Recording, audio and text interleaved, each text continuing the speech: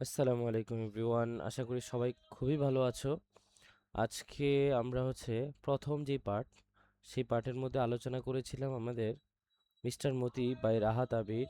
ওই গল্পের ওই গল্পের যে explanation, translation, word by word meaning, এই ব্যাপারগুলো আমরা দেখেছি। বাট আমাদের এখন হচ্ছে দ্বিতীয় পার্ট নিয়ে আমরা আলোচনা করব। এই দ্বিতীয় পার্টের মধ্যে আমরা মূলত তোমাদের এই স্টোরি থেকে যে প্রশ্নগুলো আসবে সেই প্রশ্নগুলো দেখব।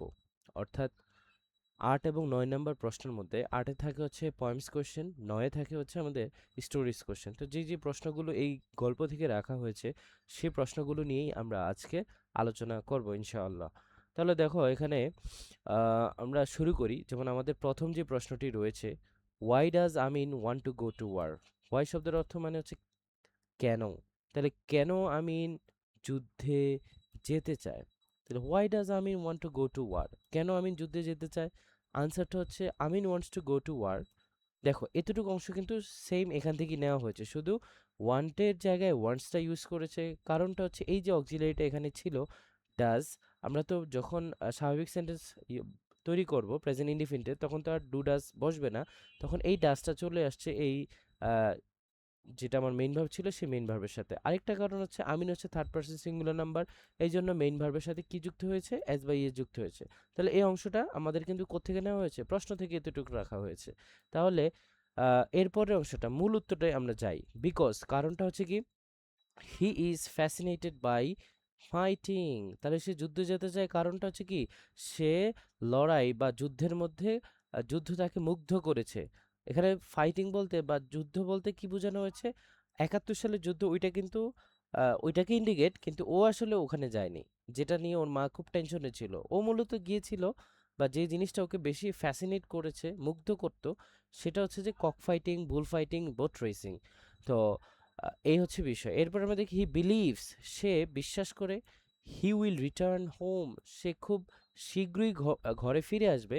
আফটার কমপ্লিটিং হিজ ট্রেনিং, তার প্রশিক্ষণ শেষ হওয়ার পূর্বেই, তার শেষ হওয়ার পরেই, অর্থাৎ প্রশিক্ষণ শেষ হওয়ার পরপরই সে কোথাও আর দেরি না করে সাথে সাথে ঘরে ফিরে আসবে, আর তার মার কোনো টেনশন করার প্রয়োজন নেই। এটা একটা প্রশ্ন গেল। তারপর what does Amin carry to the বাজার, আমিন বাজারে কি কি জিনিস বহন করে নিয়ে যায়? তাহলে অ্যান্সারটা হচ্ছে আমিন ক্যারিজ 2 ডজন এগস। দেখো আমিন ক্যারিজ এতটুকু কিন্তু আমরা প্যাসেজ থেকে রেখেছি। তাহলে আমিন ক্যারিজ 2 ডজন এগস, 2 ডজন ডিম নিয়ে যায়। A ship of areca nuts, এবং কি নিয়ে যায়? একগুচ্ছ সুপারি নিয়ে যায়। And a bottle good to the বাজার টু সেল, এবং একটি লাউ নিয়ে যায়। কোথায় নিয়ে যায়? সেটি বাজারে নিয়ে যায়। কেন নিয়ে যায়? এই যে টু সেল, বিক্রি করতে। যখনই বাক্যের মধ্যে দেখবে টু প্লাস ভার্ব ওয়ান দেওয়া আছে, তখনই এটার অর্থ হয়ে যাবে কি, মানে তে, এই জাতীয় অর্থটা দেবে। অর্থাৎ যেমন টু সেল বিক্রি করতে, টু গো যেতে, টু কাম আসতে, এই জাতীয় অর্থগুলো দিবে। তারপর আমরা সি নাম্বারে চলে আসি। Why does Sonaban realise about Amin, what does Sonaban realise about Amin. Sonaban, অর্থাৎ যিনি আমাদের গল্পের মুখ্য চরিত্র ছিল, মায়ের ক্যারেক্টার ছিল, উনি রিয়েলাইজ করেন অ্যাবাউট আমিন, আমিন সম্পর্কে। অর্থাৎ যখন হচ্ছে যে ওই যে আহ, আমিনকে হচ্ছে সবকিছু গুছিয়ে দিয়েছিল, আমিন হাটবাজারে চলে যাবে, তখন তার মধ্যে এই রিয়েলাইজেশনটা আসছে। তো রিয়েলাইজেশনটা কি ছিল? সোনাবন রিয়েলাইজেস দ্যাট, সোনাবন বুঝতে পারে যে আমিন হ্যাজ গ্রোন আপ, আমিন অনেক বড় হয়ে গিয়েছে। কার মতো বড় হয়েছে? লাইক হিজ ডেড ফাদার, তার মৃত বাবার মতো বড় হয়ে গিয়েছে। She also understand that, she also understands that, সে আরও বুঝতে পারে যে he is attracted to fighting and is very stubborn. বলা হচ্ছে যে সে আরও বুঝতে পারে যে he is attracted to fighting, attracted to, এটা একটা অ্যাপ্রোপ্রিয়েট প্রিপোজিশন, অ্যাট্রাক্ট টু।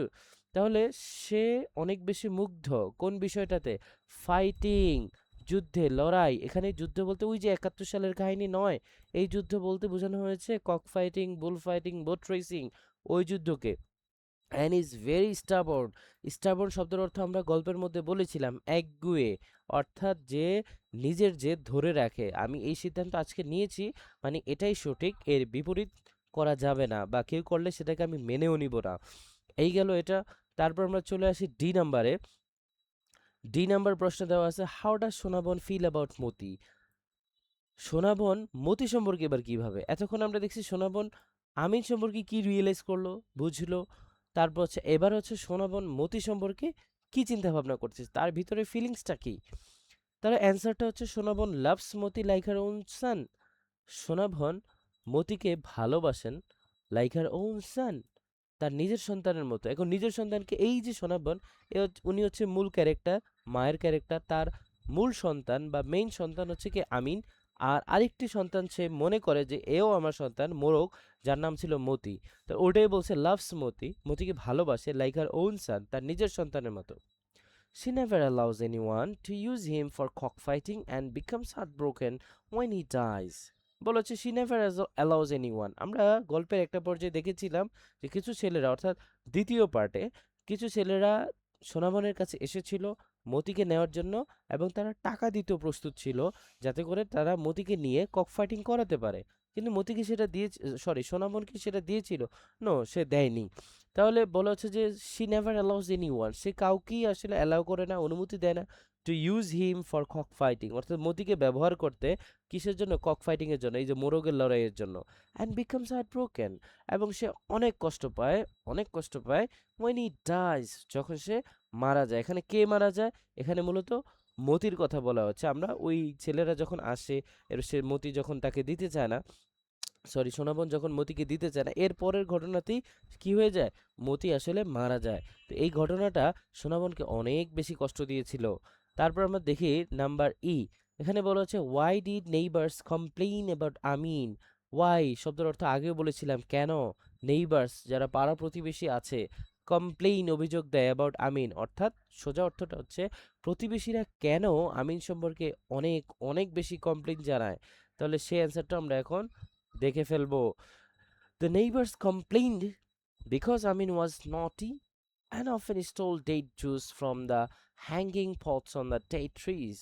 বলেছে দ্য নেইবার্স কমপ্লেইন, নেইবাররা অনেক অভিযোগ করে, বিকজ, কারণটা হচ্ছে কি, আমিন ওয়াজ নটি, আমিন কি খুব ভালো ছিল? না, আমিন খুবই দুষ্ট ছিল। অ্যান্ড অফেন স্টোল, এবং প্রায় সময় সে চুরি করত, ডেট জুস, খেজুরের রস, from the hanging pots on the date trees, অর্থাৎ ওই ঝুলন্ত পটগুলো থেকে, যেগুলো খেজুর গাছে ঝুলানো থাকতো, সেখান থেকে ডেট জুস, খেজুরের রস খেত, চুরি করতে, করে আবার সেগুলো সেখানেই রেখে দিত।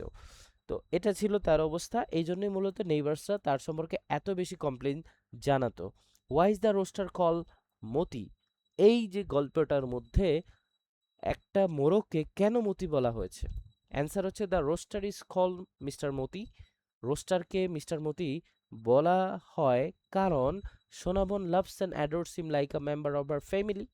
সোনাবন যে মা ছিলেন, তিনি তাকে, অর্থাৎ এই মতিকে ভালোবাসতেন, আদর করতেন, like a member of our family, অর্থাৎ তার পরিবারের একজন সদস্য হিসেবে। তারপরে বলা হচ্ছে শি ইভেন কলস হিম হার সান, সোনাবন এই যে মতিকে তার সন্তান হিসাবে ডাকেন, সন্তান মনে করেন। তারপর বলা হচ্ছে যে do you know what cock fighting and bull fighting অর্থাৎ তুমি কি জানো কক ফাইটিং এবং বুল ফাইটিং জিনিসটা কি? Yes, cock fighting is a contest where two roosters fight each other and bullfighting is a fight involving bulls. বলা হচ্ছে যে হ্যাঁ, আমি কক ফাইটিং সম্পর্কে জানি। কক ফাইটিংটা হচ্ছে ইজ আ কন্টেস্ট, এটা এক ধরনের খেলা, ওয়ে টু রোস্টার্স, যেখানে দুটি মোরগ, ফাইট ইচ আদার, তারা একজন আরেকজনের সাথে কি করে? লড়াই করে। And bull fighting is a fight, এবং বুল ফাইটিং, বুল ফাইটিং হচ্ছে ষাঁড়ের লড়াই, এটা হচ্ছে একটা মারামারি বা একটা লড়াই বা একটা খেলা, ইনভলভিং বুলস, যেখানে বুলসরা অংশগ্রহণ করে। বোথ আর ট্র্যাডিশনাল, এই দুটি খেলাই হচ্ছে কি ঐতিহ্যবাহী একটি খেলা, but controversial forms of entertainment, কিন্তু এটা হচ্ছে কি মানে হচ্ছে যে বিনোদন বা হচ্ছে আনন্দের একটি ফর্ম বা একটি অধ্যায়, আলোচিত অধ্যায়। তারপর আমরা দেখি যে why is the story a Bangladeshi story, কেন এই গল্পটাকে বাংলাদেশি স্টোরি বলা হয়? Which word is refer to in the story, এই গল্পের মধ্যে ওই যে প্রথমে যে লাইনটা ছিল, he announces that he will go to war, হ্যাঁ, এই যে কথাটা, এই যে যুদ্ধের কথা বলা হচ্ছে, তো এই যুদ্ধের কথাটা আসলে কোন যুদ্ধকে ইন্ডিকেট করে? আমরা দেখি যে the story is a Bangladeshi story. কেন এটা বাংলাদেশি স্টোরি? এর কারণটা হচ্ছে it describes rural Bangladeshi life, culture and people. এটা কি করে? এটা বাংলাদেশি যেই গ্রামীণ জীবনযাপন, তারপর হচ্ছে কালচার, সংস্কৃতি এবং গ্রামীণ যে পিপল মানুষ, এদেরকে ডেসক্রাইব করে, বর্ণনা করে, তুলে ধরে। এই জন্য এই গল্পটাকে কি বলা হয়েছে? বাংলাদেশি স্টোরি বলা হয়েছে। দ্য ওয়ার্ড রেফার টু, এরপর হচ্ছে এই যে এটার অ্যান্সার আমরা দিব, which word is refer to in the story? The word refer to in the story is the Bangladesh liberation war of 1971। বলা হচ্ছে যে এই গল্পটা রেফার টু, যেটা মানে বুঝিয়ে থাকে, এই গল্পের মধ্যে যে এই ওয়ার্ডটা দিয়ে বোঝায় যে is the Bangladesh liberation war of 1971, 1971 সালে বাংলাদেশের যে মুক্তিযুদ্ধ, সেই যুদ্ধকে মূলত ইন্ডিকেট করে, বুঝিয়ে থাকে। তাহলে এই ছিল মোটামুটি আমাদের আজকের আলোচনা। আজকে আমরা দেখলাম দুটি বিষয় দেখলাম। প্রথম, আমাদের যেই টপিক ছিল সেটা হচ্ছে যে মিস্টার মতি বাই রাহাত আবির এই গল্পের টোটাল ব্যাখ্যা। এরপরে আমরা সেকেন্ড পার্টে আজকে দেখলাম, সেটা হচ্ছে যে এই গল্প থেকে তোমাদের পরীক্ষায় যে ধরনের স্টোরি বেসড কোশ্চেন আসতে পারে, সেই রিলেটেড কিছু প্রশ্ন এবং সেগুলোর গুছানো কিছু উত্তর। আশা করি তোমরা খুব ভালো করে বুঝতে পেরেছো এবং খুব ভালো একটি পরীক্ষা দিবে। এবং ফার্দার কোনো যদি প্রবলেম হয় তাহলে অবশ্যই আমাকে নক দিবে। আমি যে কোনো সময় তোমাদের অ্যান্সার দেওয়ার জন্য প্রস্তুত থাকবো। আমি চেষ্টা করব উত্তর দিয়ে দিতে, যাতে কোনো ধরনের প্রবলেম না হয়। কোনো ওয়ার্ডের অর্থ না বুঝলে, কোনো সেন্টেন্সের প্যাটার্ন না বুঝলে, তাহলে অবশ্যই আমাকে জিজ্ঞেস করবে। তো সে পর্যন্ত ভালো থাকো। সবার জন্য দোয়া, শুভকামনা। আসসালামু আলাইকুম।